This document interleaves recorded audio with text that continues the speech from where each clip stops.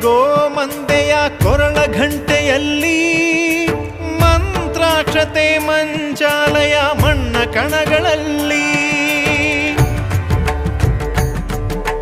ಮೂಲ ರಾಮ ನಿನ್ನ ತಂದೆ ನೀನೆ ನಮ್ಮ ತಾಯಿ ತಂದೆ ಸತ್ಯದ ದೀಪ ಹಚ್ಚುಬ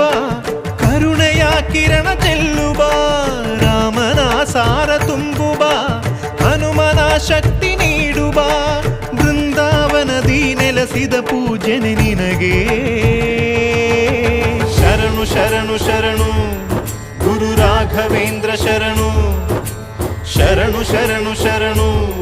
ಗುರು ಸಾರ್ವಭೌಮ ಶರಣು.